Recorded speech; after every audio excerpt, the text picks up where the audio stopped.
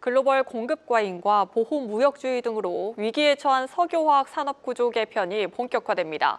국내 3대 석유화학단지에 있는 16개 석화기업이 정부의 사업 재편안을 모두 제출하면서 석화업계 체질 개선을 위한 구조조정 작업이 더욱 탄력을 받게 된 건데요. 정부는 금융과 세제 지원 등으로 기업의 부담을 줄여주겠다는 계획입니다. 세종 주재기자 연결합니다. 전민정 기자, 석유화학 구조 개편이 드디어 첫 관문을 넘었군요.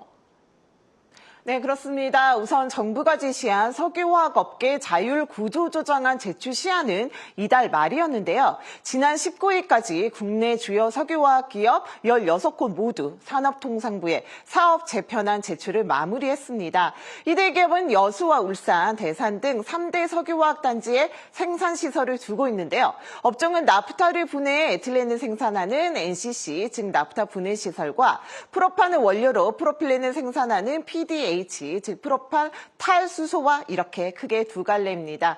석화 단지별로 구조조정 계획을 보면요. 우선 충남 대산에서 NCC를 운영하는 롯데케미칼과 HD 현대오일뱅크가 사업 재편안을 지난달 말 가장 먼저 제출하며 110만 톤 감산을 일찌감치 결정지었습니다.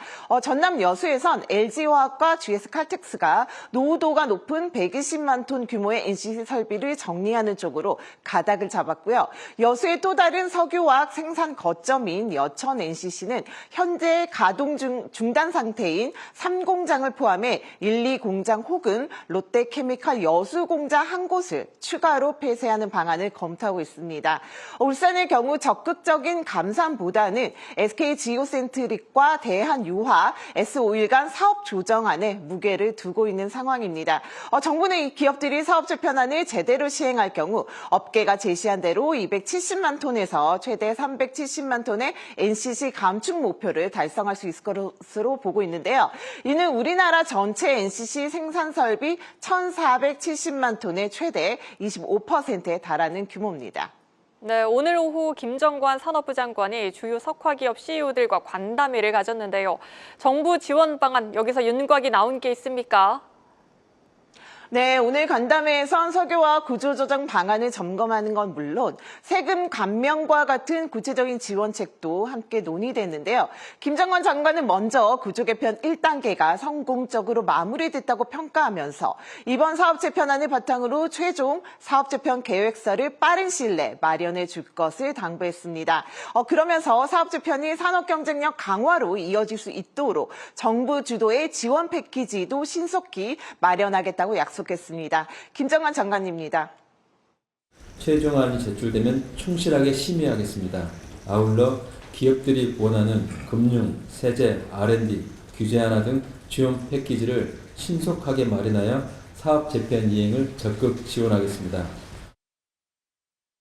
지난 11월 말 가장 먼저 사업 재편 윤곽이 나온 곳이죠. 대산 1호 프로젝트는 내년 1월 중 승인을 목표로 현재 예비 심의 중인데요. 정부 지원 패키지 또한 마무리 검토 단계에 접어든 상황이고요. 채권 금융기관은 현재 진행 중인 실사를 토대로 금융 지원 방안을 협의해 확정할 계획입니다. 네, 구조 개편의 첫 단추를 꿰인 만큼 이제 석화업계 자율 감축과 체질 개선이 본격화될 텐데요. 이와 관련해서도 정부가 지원에 나섰다고요?